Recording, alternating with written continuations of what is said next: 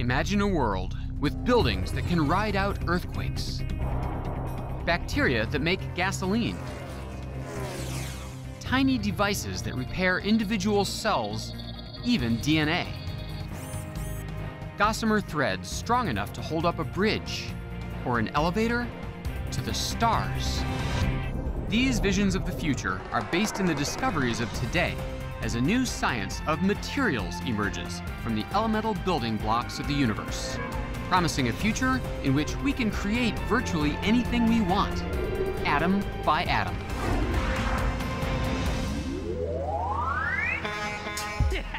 I'm David Pogue. Do you have trash around here? Yep, absolutely. You can throw it right in. And I'm on a quest to turn garbage into gold. Okay, maybe not literally gold, more like trash into electricity. 88,000 homes are being fueled by their own trash? Corn into cars. This is growing your own car parts. I think you've been smoking too many mushrooms. Bags into batteries. Chicken feathers in your gas tank. No, come back. Yeah, I got you. I'm not gonna hurt you. Stay calm. It's science. Uh-oh. Materials scientists are taking tips from Mother Nature. Everybody clear the building! It's gonna blow! To turn worthless waste into stuff we can use, stuff that disappears when we're done with it. And everybody's getting in on the act. I think this is the car of the future. This is how we'll all be getting around. Electric. This is the car of the future? We're on the road to a zero-waste world, all part of making stuff cleaner. Right now on Nova.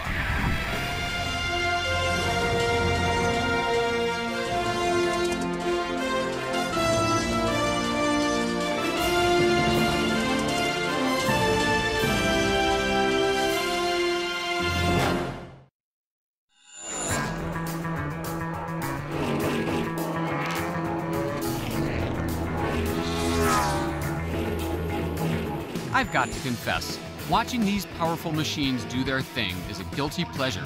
I love the aluminum foil heat protector he puts on the windshield. Do you think he's got fuzzy dice too? The engines in some of these cars put out 450 horsepower and can easily hit 200 miles an hour.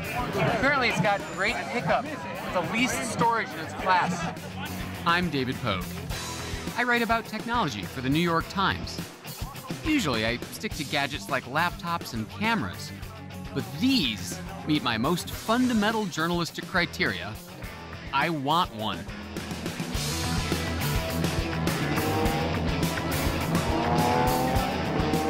Cars represent power and freedom, but also waste.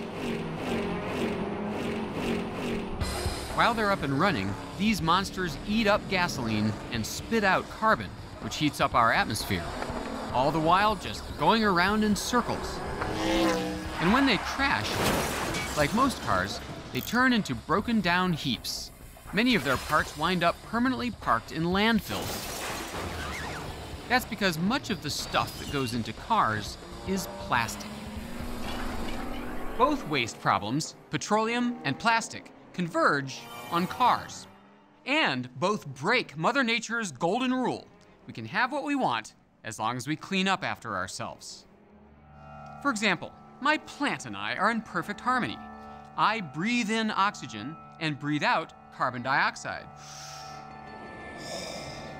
She takes in carbon dioxide and puts out oxygen. Together, we make a beautifully efficient circle of life. Imagine if all the stuff we use could be paired in such perfect harmony. That's called a zero-waste world. My mission is to uncover some cool stuff to get us there, starting with cars. I decided to consult with one of the foremost experts, well, at least one of the funniest, Jay Leno.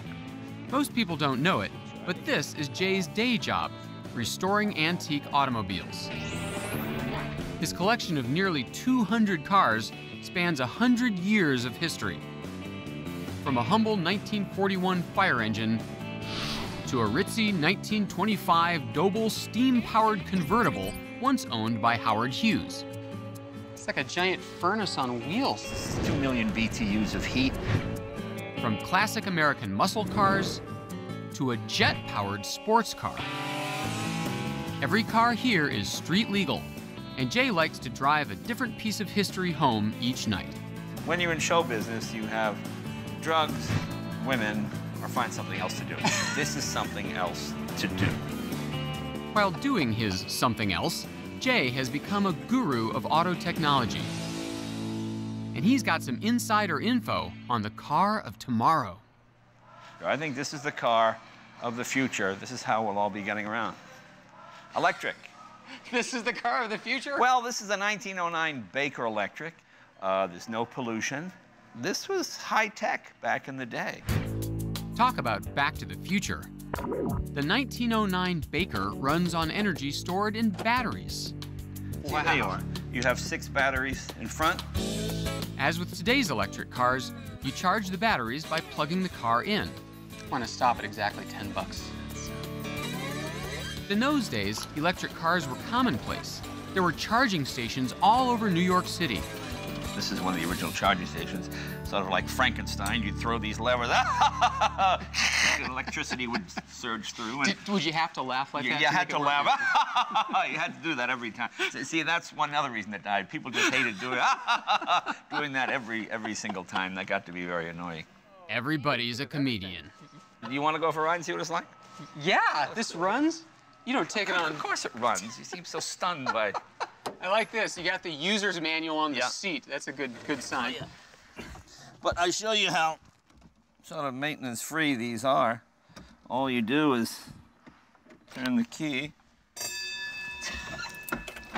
and you are That's the wheel? ready to go. Oh my God. No way. Oh my God. It's a great ride, really quiet, because there's no roaring engine, just the hum of an electric motor. So in this car, I see a meter down there. That's your fuel gauge, so to speak? Volts and amperage, yeah. What's your top speed in the Baker? 22? About 22. Just right for LA traffic jams. Don't forget, though, when this car was built, the speed limit was 12. I mean, that's what it was. There was no paved roads. I mean, you have cobblestones. So... A fully charged battery is good for 60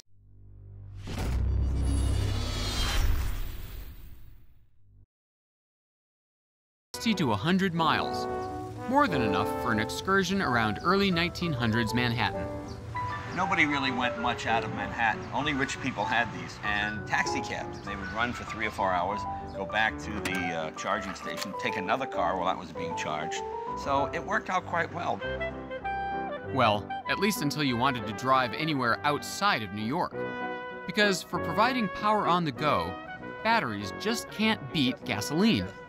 Gasoline is almost the perfect fuel. A gallon of gas gives you so much power. You know that you need this much battery to get the power of this much gasoline. If the electric cars of the 21st century are to avoid the fate of the 1909 Baker Electric, they'll need a better battery. This seems to be the future, but, you know, electricity is like sex. People have no compulsion about lying about it, you know? I mean, every electric vehicle I get, oh, this will go 100 miles. Well, 48 miles later, I'm stuck by the side of the road. But it's no lie that more juice and a longer-lasting charge are essential in a battery. In all batteries, electricity is created by a chemical reaction. There are 2 metals, called electrodes, that want to exchange electrons. But between them is a 3rd material, called an electrolyte, that keeps the electron transfer in check. But if we give those electrons an easier path from one electrode to the other, like through a circuit, say the bulb in your flashlight or the electronics in your phone, the flow begins, creating an electric current. In a car battery, the electrodes are made of lead and lead dioxide, and the electrolyte is sulfuric acid. That's enough juice to spark ignition and to power forklifts and golf carts, but not the engine of a car. They just don't hold or put out enough power. Electricity is like an animal. You put it in a jar, it either escapes or it dies. You take a battery that's fully charged, you put it on the shelf, you come back in 3 weeks, the electricity went away. Where'd it go? But now, scientists are mixing up materials to get more bang out of batteries. Like 0 to 60 in less than a second.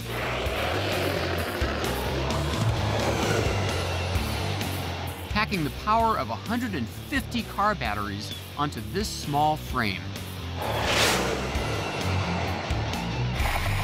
The wobble you see in the picture is our TV camera's way of saying, whoa!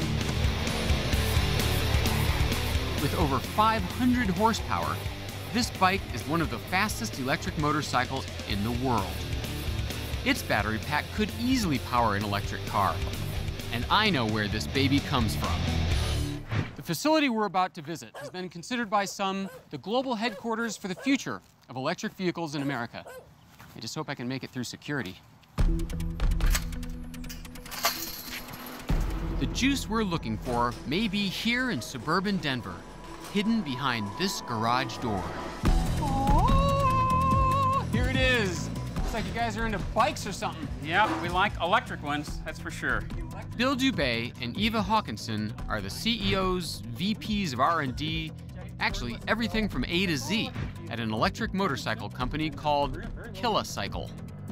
Not the normal motorcycle. No. I know that my hog looks very different. Does it? Yeah. Bill has agreed to share the top secret technology responsible for Kilocycle's world speed record. It's just a giant cordless drill with wheels. You're a colorful man, Bill. It is. A giant cordless drill, okay. It's that simple. It has a battery, which we can take out of here, right? It has a motor, Okay. and it has a throttle, right? Okay? This has the battery down here, Okay. right? It has the motors right here, and it has a throttle. Okay, but what makes the Kilocycle faster than an electric drill is the battery. More than 1,000 of them live underneath this panel. Bill and Eva make them fit underneath by welding individual cells together. They get the batteries from a company called A123 Systems. And the reason A123 can pack so much punch into these little cells is because of the stuff they make them with. Instead of the lead used in traditional car batteries, they use lithium. Lithium is a great choice because its atoms are so small. It's the third smallest element on the table of the elements. Smaller atoms means more flowing electrons and more electricity that can be generated by the battery. But what makes these A123 batteries even better is the internal structure of the electrodes. There are so many nanoscaled nooks and crannies, they provide more pathways for electrons to move through the battery and into the wires. That means more power, faster charging, and a longer lifespan. Bill has a different explanation. He calls it the Slurpee and the straw. With a Slurpee, you have a certain amount of juice in the cup. That's the specific energy. Okay. The energy it holds is how much juice there is in the cup. Then the power is the size of the straw. So the battery's storage capacity is like a super concentrated Slurpee, and its high power output is like shooting the juice with a lot of pressure through a really wide straw, all in a small, compact container. It's unbelievable. Cells this big around putting out more power than these big cells. It's... No wonder you're cackling like a madman. Yeah. And no wonder these Kilocycles are some of the fastest electric bikes in the world. But there is one last question that I've been dying for them to ask. So do you want to take one of our electric bikes for a ride? Yeah. Okay, let's go out here. Not this one? No, not that one. Let's get it out of the race trailer for you. It's in here. Oh, yeah. My motorcycle's in the trailer behind that extra cycle? No, this is the one we're going to have you ride. You got to start somewhere. Everyone's a comedian. Bill assures me that you just pedal it to get started. It's not quite the same thing. Okay, here we go. Yep. You have to supply the noises with your mouth. Bye, guys. I'm off to the market. This is not electric. Oh, my God! Ah! Oh, my God! You want to tell me how it works? Jeez. They didn't really explain how you stop it. No! Clearly, I'm not ready for the big bikes. With that much power stored in such a small space, could these supercharged lithium batteries supply the juice we need for electric cars? The batteries do have a few drawbacks. They're still expensive, and like petroleum, lithium is a limited resource.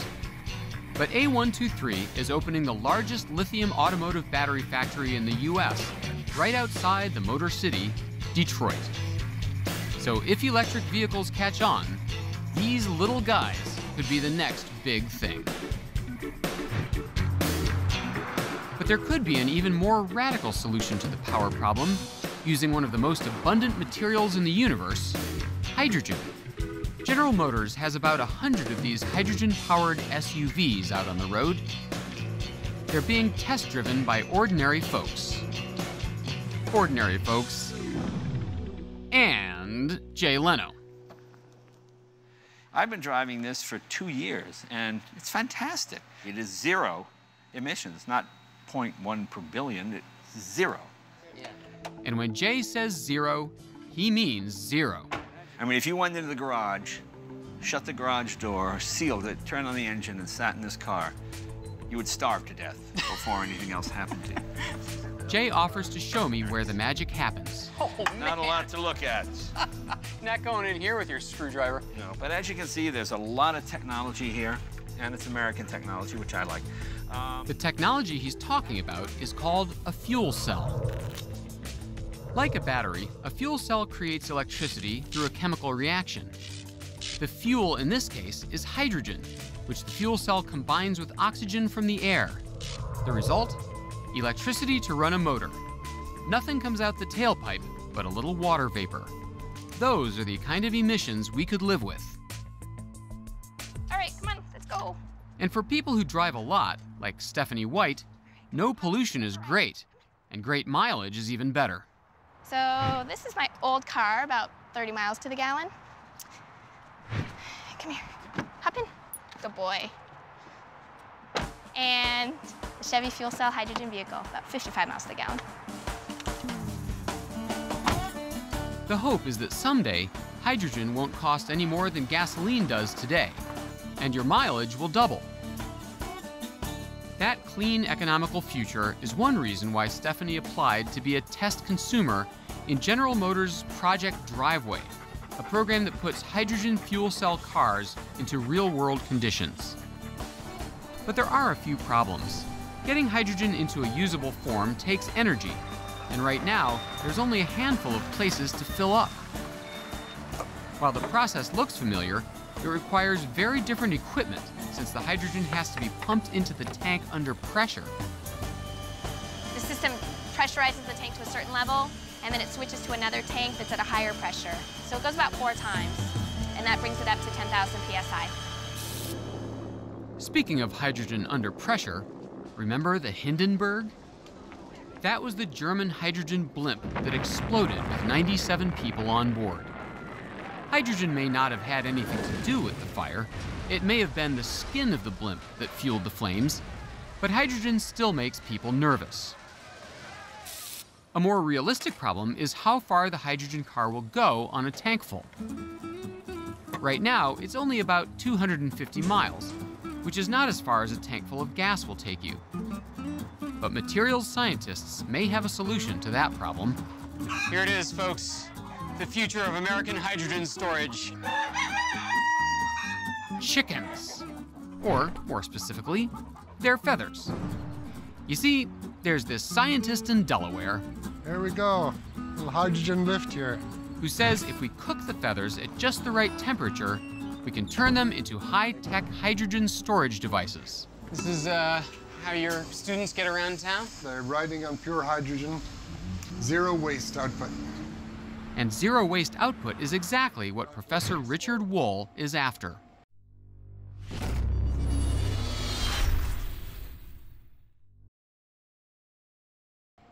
He gave me a quick primer on hydrogen and chicken feathers. Hydrogen is a gas that likes to be free. likes to occupy a lot of space. And so to compress it into a small space like the size of your gas tank, 20 gallons, requires enormous pressures. Take a look at the hydrogen tank on top of this bus. It's almost as big as the bus itself. So how can we get more hydrogen into less space without a lot more pressure? That's where the chicken feathers come in. So the chicken feathers are like a sponge and draws the hydrogen gas closer, and that drops the pressure in the tank. So Richard took me to the nerve center of his research to show me how his feathered friends are helping him with the solution to the storage issue. Well, this is my plant. This is where I grow the materials for... Plant. Hi guys, we're back. Before we can catch the hydrogen, we've got to catch the chicken. I've never caught a chicken, but it can't be all that hard. It's very easy. Okay. I'll show you. You need to walk over very slowly. Slowly, okay. No, come back.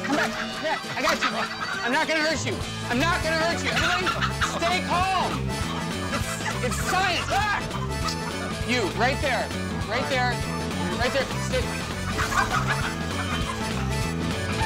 I almost had it. So this is a feather. You see the quill, and then you see the hairs. And the hairs are hollow. And when you heat up the hollow hairs, they become nanoporous. That means they have lots of really, really small pores that provide more places to store hydrogen atoms with less pressure. But there is a more basic question. But why chickens? I mean, surely there are bigger bird breeds with better feathers. We could do this with any bird. It's just a question of the volume of raw materials. The chicken is the largest processed bird in the USA, and there's about 6 billion pounds of waste material. Wait, they throw away the feathers? They throw away the feathers. I know, it's upsetting to me too. Richard figures he can recycle these wasted feathers into a storage material for hydrogen fuel. And you say, hydrogen? He took me along to his lab to show me how they do it. First, they remove the quills. They're left with the fluffy feather fiber. So what we do here is we take this feather fiber, and then we heat them up to this much higher temperature, and that's when we get an enormous increase in surface area. And so this black carbonized chicken feather fiber then becomes the sponge to soak up hydrogen. When you heat them to 750 degrees Fahrenheit, the chicken feathers become over 200 times more absorbent because trillions of tiny little caves developed in the fiber. You got it, nanopores. They give the hydrogen atoms a place to nestle. In theory, this material could fit enough hydrogen into a normal-sized gas tank to allow 300 miles of travel between fill-ups and almost no pressure. But cooking chicken feathers? Seems like a lot of trouble and steps to go from the chickens to the stuff we're putting in our hydrogen cars. Isn't there some man-made synthetic way that would be faster, just as good? Oh, you can. You can absolutely make these using things like carbon nanotubes and other materials. The difference is that this process is almost for free, whereas the carbon nanotubes and other such materials would cost you the equivalent of about $1 million for your gas tank. Yeah, that would put a small damper on car sales in this country. So these are cheap, cheap, cheap. If we want to make hydrogen a viable fuel, Richard Wohl and his fine feathered friends may have found a cleaner way. And all for the cost of chicken feed.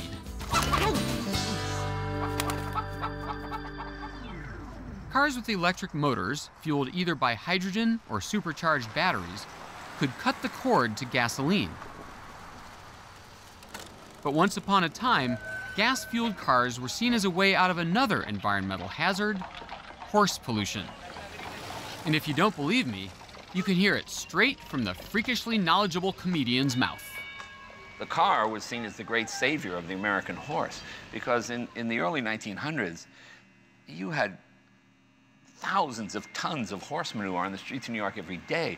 People dropping dead from dysentery and just the smell. The horse collapsed in the street. They just cut the reins and they'd walk and they'd leave a dead carcass. So consequently, you had New York City garbage men and stuff going around picking up hundreds of dead horses in New York City every day. The horse was literally worked to death. So when the car came along, oh my God, this was the, as I said, the great savior.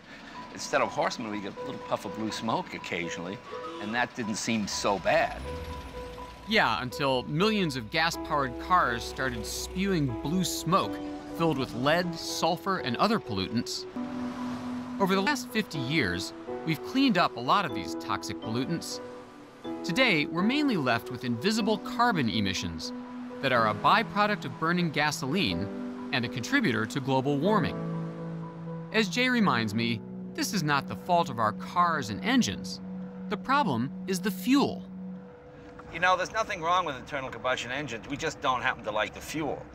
Why throw away 150 years of proven technology? Internal combustion works. We just don't like the fuel or the byproduct. So change the fuel and the byproduct. Wait, does Jay know something we don't? Is it possible to run our internal combustion cars with a fuel that doesn't come from oil? Materials scientist Jay Kiesling has created genetically modified bacteria that do just that. They eat plants and make gas. These microbes are miniature chemical factories that take in something very inexpensive, like a sugar, and turn it into something really valuable, like a fuel. A fuel like gasoline. My plant can explain. Her body, like all living things, is made from carbon. When her ancestors died millions of years ago, they took the carbon in their bodies with them safely underground. Over the years, that carbon fossilized and became oil. When we burn this fossil fuel, we rapidly release millions of years of buried carbon back into the atmosphere, contributing to global warming. But Jay's process is carbon neutral. His microbes make liquid fuel from plants that are growing now, absorbing carbon from the atmosphere. It's called biofuel, and unlike ancient fuel, burning biofuel doesn't add any new carbon to the atmosphere. It's got all the power of fossil fuel without the fossil. So if you think about the infrastructure that we have in the US, if we can make fuels that are identical to the petroleum-based fuels, then we can use all of that infrastructure for this new fuel. Existing biofuels have been criticized because they're made from food crops like corn. But Jay's microbes can eat stuff we can't, like switchgrass and wheat chaff. And the gas they make is good to go as diesel, right into our cars, trucks, trains. It doesn't have to be refined, which takes energy. Okay, biofuel, better batteries, and hydrogen. 3 cleaner alternatives to petroleum. But I'm the gadget guy, and even I don't know which one to choose.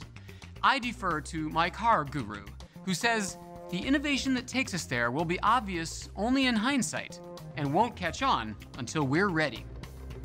I remember when I was a kid, in 1964, we went in to buy a new Ford. And my dad said to the salesman, does this car have seatbelts? And the salesman, seatbelts. Hey, Louie, we got a race car driver here. You want a seatbelt? What, are you gonna crash? What, are you gonna crash? Are you a bad driver? We gotta drive. You got seat. What, are you going 100 miles an hour? Just humiliated my father.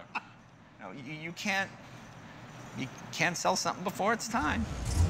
In time, clean technology will be like seatbelts, standard equipment. And solving the petroleum fuel problem in cars will drive us a long way down the road to a zero-waste world. Petroleum makes a powerful fuel. There's a lot of energy stored in the strong atomic bonds between hydrogen and carbon. For that reason, it's also used to produce super strong material, starting where the rubber meets the road. The stuff in our tires, we call it rubber, but it's really not. Real rubber comes from trees. This stuff is a synthetic material made with petroleum. It's one of the hardest materials to break down. That's good for driving, but bad in a zero-waste world. But my nose tells me there's something different about these babies. I understand these tires have something more than plain black rubber in them. That is correct. They actually have orange oil in them. Orange oil? Yes. Just to give them the zesty citrus aroma for the race? Now, we haven't gone that far to provide an actual natural orange oil smelling tire, but what we've done is we've replaced petroleum oil with orange oil, and so it reduces our petroleum footprint. So it's an eco-friendly racing tire. An eco-friendly tire, so less petroleum in these tires. That is correct. Regular tires use about a barrel of oil per tire. Mixing in orange oil reduces that petroleum use by 20%. And while reducing petroleum use is good, replacing it with biodegradable orange oil is better. Best is when that replacement material was getting thrown away anyway. So pretty cool. You're rescuing orange peels from the landfill and you're using them to replace petroleum in actual useful products, but that's a very high-tech use of oranges. You want to know what a good low-tech use of oranges is? Sure. Breakfast. Oh, great. Thank you. Imagine if eco-friendly ingredients could replace more eco-enemy car parts, beyond tires. It's an idea almost green enough to eat. Okay, so this is a attractive car. I can't say it looks any greener than any other car, but you're telling me there's something green about this car that last year's model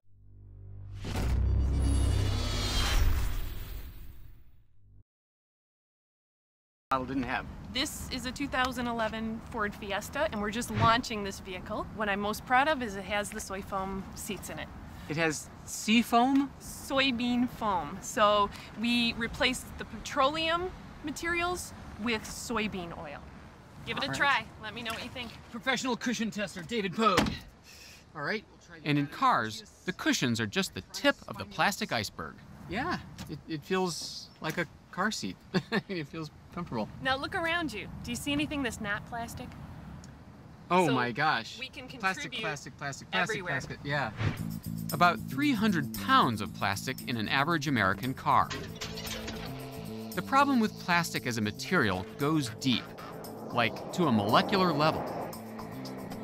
Plastic is a polymer, chains of carbon, hydrogen, and oxygen atoms that are so strong it takes bacteria thousands of years to decompose them.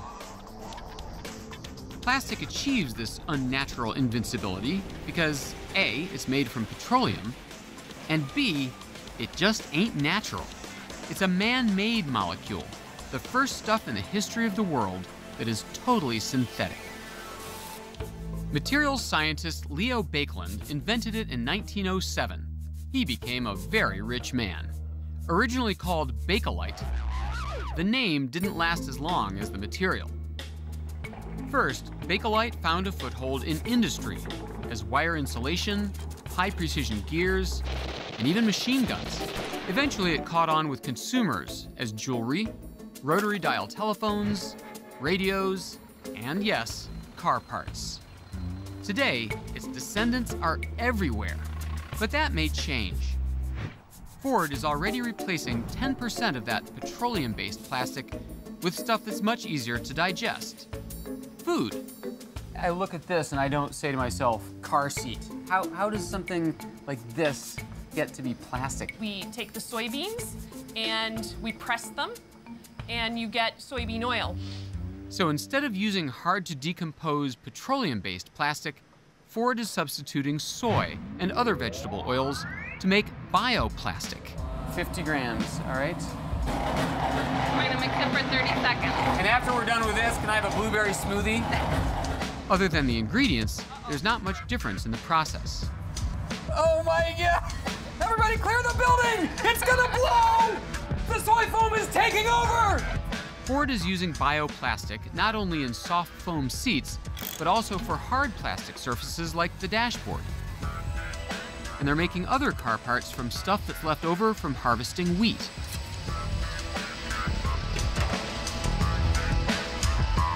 "80% of all plastic car parts are made using an injection mold process. The difference here is the wheat. Seems like a scene from Willy Wonka.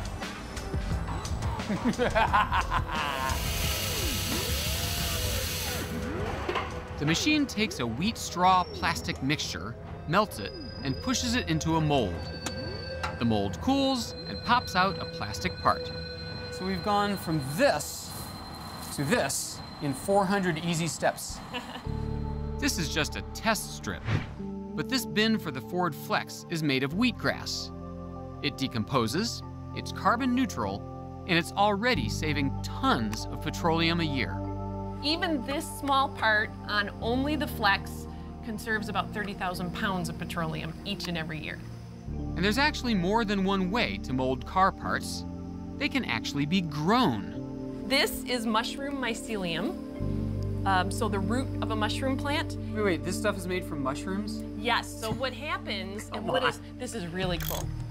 Ford mixes a little mushroom mycelium together with some other plant matter, like the wheat straw, and they put the mixture into a mold shaped like a car part. They close the mold, and the mushroom mycelium grows because it's feeding on the plant matter. After about a week, it's filled the mold. They take it out, and it's in the shape of a car part. Just cover it with a little bioplastic, and it's ready to go. This is growing your own car parts. Okay, yeah, I think you've been smoking too many mushrooms. Growing cars from plants is the ultimate green auto technology. But the proof of the pudding is in the driving. Should we see what she's got? It's gonna be some bumps! Whoa!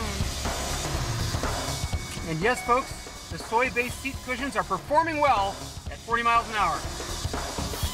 On the road to cleaner stuff, reducing the use of a limited resource and replacing it with stuff that can be replenished makes a lot of sense. And it could have a surprising added benefit. And as a handy bonus, if you're ever like crashed on a desert island and there's nothing to eat, you could always go for a little soybean. I don't think so. Mixing plant-based ingredients into plastics is a tasty idea, especially to Mother Nature. She's got an appetite for decomposing organic things, like plants and animals. You know, ashes to ashes, dust to dust. But we're never going to eat our way through the world's plastic waste. We produce more than 300 million tons of plastic every year. Of this smorgasbord, only a third can be replaced with bioplastics. The rest of our plastic buffet is artificially flavored with polyethylene, polypropylene, and polystyrene. These materials are called thermoplastic, the flimsy petroleum-based stuff that's so cheap we throw it away. Milk bottles, plastic bags, cups, bottles, knives, forks, and packing peanuts. But some materials scientists are dreaming of transforming cheap plastic bags into valuable stuff. That kind of alchemy is what's cooking here. Chief wizard in charge is Vilas Pol.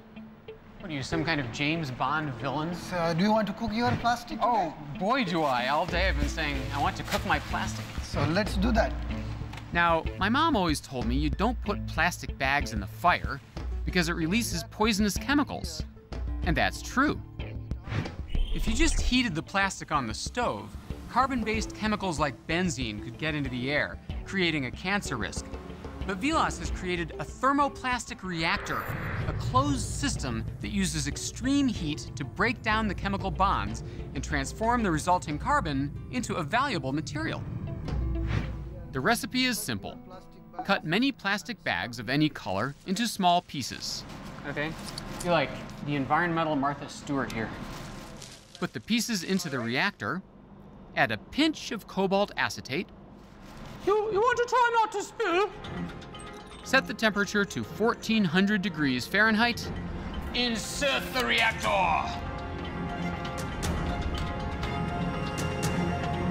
Throw the switch.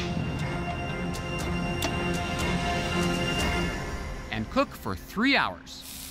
Okay, so 3 hours have elapsed, and we're gonna take a look at what you've cooked up. Okay.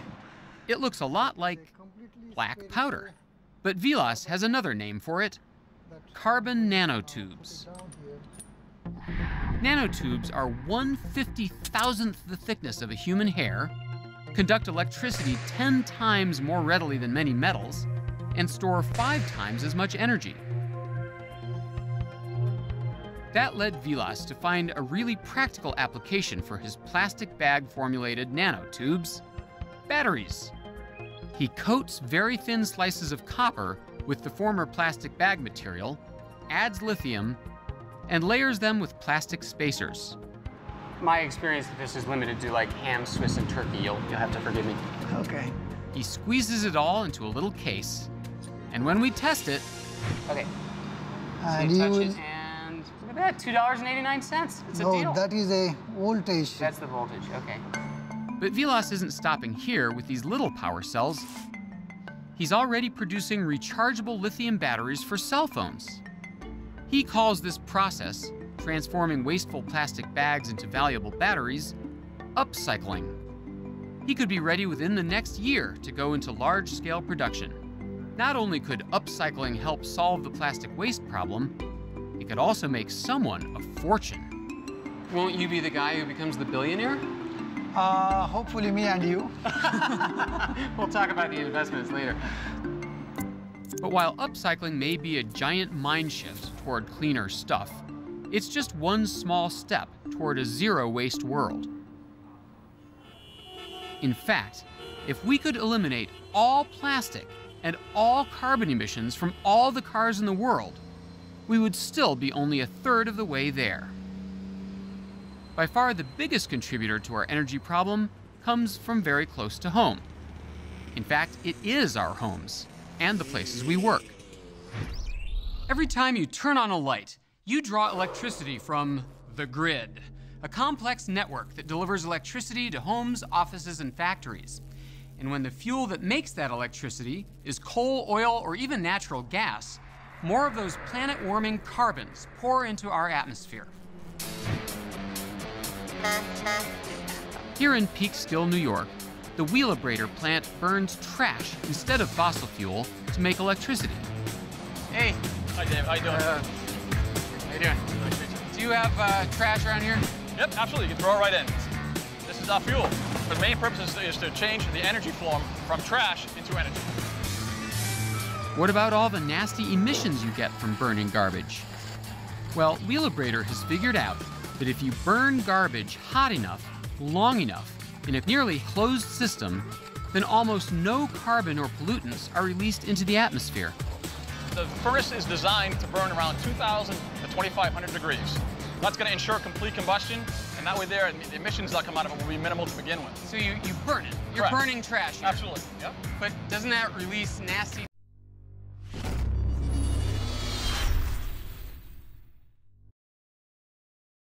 toxic stuff into the air? Not the specific design of our boilers prevents that. The technology is new, but the principle is as old as a 19th century locomotive. And the process is quite simple. Trucks unload household garbage.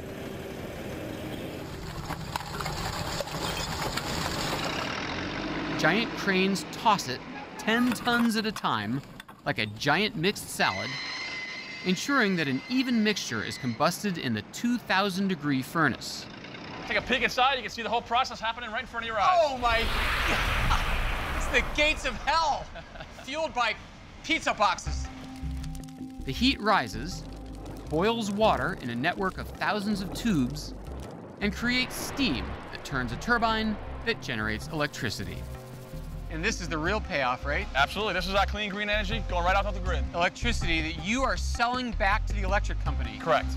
The electricity is cleaner than coal-burning plants. There are already over 400 of these waste-to-energy plants in Europe and about 100 in the United States. And just this one here in Peekskill, New York, burns enough trash to fuel the electricity needs of 88,000 homes. 88,000 homes are being fueled by their own trash? Absolutely. But even if we burned all our trash, we still wouldn't generate all the electricity we need.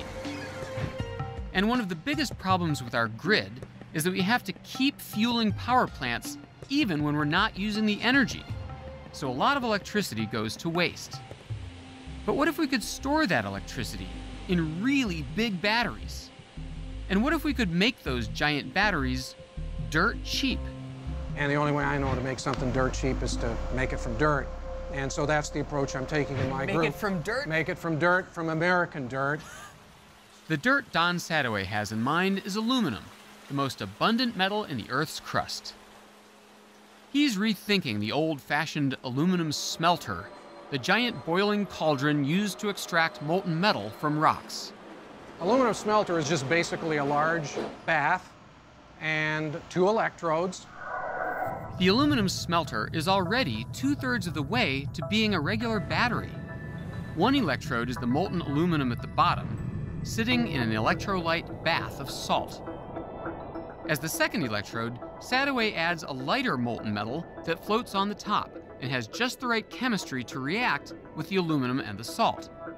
3 layers of cheap molten minerals forming an electric battery. Just charge it up with the unused electricity we already generate during hours of low demand, and Sadoway's battery will store that energy until it's needed. There are estimates that we could increase the effective generating capacity of this country by 15% without building one power plant. Giant batteries could also solve one of the biggest problems with sun and wind energy: what to do when the wind don't blow and the sun don't shine. A giant aluminum battery could store the sun and wind power and deliver it to the grid when we need it. But the power plant and grid model is actually an incredibly wasteful way to supply electricity. Nobody wants a giant power plant or smelter in the backyard, so they have to be located far away. And by the time the power travels over wires to the cool gadgets in our homes, nearly half of it is wasted. And 1/3 of the people on the planet don't even have access to electricity because they're nowhere near a grid. So, imagine if all the people of the world could get clean electrical power without a grid. That's what one scientist, K.R. Sridhar, is trying to achieve. He calls his invention a battery with a twist, but officially, it's called a Bloom box. It works on the same principle as a battery, but it's made with different stuff. So this is the electrolyte. This is the quote-unquote acid in your battery. Yeah, I'd much rather have this sitting near my children. I'd rather have this. I can't do this with lead acid. You know, sulfuric acid. You would just be dead. Right. Yeah. Exactly. As in a battery, the electricity is created by a chemical reaction. But as in a fuel cell, that reaction is created by 2 gases flowing in from the outside. In this case, natural gas and oxygen on opposite sides of the card. The reaction pulls electrons from the oxygen atoms, which generates an electric current. And how much electricity can this puny little playing card generate? Today it produces 25 watts, enough for a big bright light in your house. This one thing? This one thing. Well. Bloom Energy piles these small fuel cells into stacks, which will have a big effect. Just 2 stacks are enough to power an average American house. They'd fill a box about the size of a window air conditioner. Bloom boxes the size of a parking space are already producing enough electricity to power offices and factories of some big Fortune 50 companies like FedEx, eBay, and Google. It is generating enough juice for about a 20,000 square foot office building. That's like a whole office building. Whole office building. Or a small factory, right? Or a small supermarket. Small supermarket. Or 4 Starbucks. 4 Starbucks. Or one of my house. I'm kind of a gadget freak. Electricity from the Bloom box costs 40% less than power from fossil-fueled power plants, with only 1/3 the pollution. For now, the Bloom box still has to be hooked up to a natural gas line. But KR has plans to tap into a source of unlimited power that comes with no strings attached: the sun. And chief materials scientist Mother Nature has already invented a way to harness that power: my plant. She converts sunlight into energy, which she stores as sugar in her cells. That's photosynthesis. We tap into that energy by burning or eating plants. Not you. But what if we could imitate that process by making like a leaf? That's what Nate Lewis is doing. He's got a major grant from the United States Department of Energy to convert sunlight into chemical fuel. It's what he calls artificial photosynthesis, and he claims he can do it better than my plant. We have systems already in the lab that do show that we can capture, convert, and store the sun's energy into chemical fuel more than 10 times more efficiently than the best plant on our planet. The power of the sun is no secret. More energy from the sun hits the Earth in 1 hour than all the energy consumed on our planet in an entire year. We already have solar panels that convert sunlight to electricity, but they're fragile and expensive because the silicon they're made of has to be very pure. But Nate's got a cheaper, more durable way to make solar cells, modeled on the leaves of the aspen tree.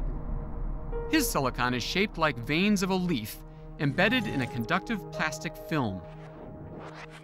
The shape allows electrons to flow through the veins, even if the silicon has impurities. And Nate's silicon leaves are cheap to grow and flexible enough to be rolled out like a solar blanket. All right, so this is the big moment. As I understand it, that is Nate's magic micro-wire rollable cheap solar panel material. So this is making electricity just like the panels would make on the roof. There's no current when there's not much light, and then it sees the nice California sun, and we get more current. Now here's the artificial photosynthesis piece of the puzzle, the energy storage. The best way to store energy is in chemical bonds. That's what nature does in photosynthesis. That's why we call this artificial photosynthesis. Nate puts his silicon leaves into regular old water. The electric charge generated by these tiny solar panels splits the H2O into its component parts, hydrogen and oxygen. You can see if you just flip the switch, and then we will see the bubbles coming off of that as it does that chemical process. So be my guest. I'm gonna turn on the sun? Just turn on the sun. This always happens. People say, here comes David Pogue. It's like the sun coming out. Okay. Whoa! So those are bubbles of hydrogen gas. By converting sunlight into storable energy, Nate has figured out how to imitate what plants have been doing for billions of years, photosynthesis. If this scales up, the hydrogen produced could be useful in fuel cells to power our cars, homes, and factories. And now, my plant is happy, and so am I. She takes my carbon dioxide and uses it to grow, giving me oxygen in return.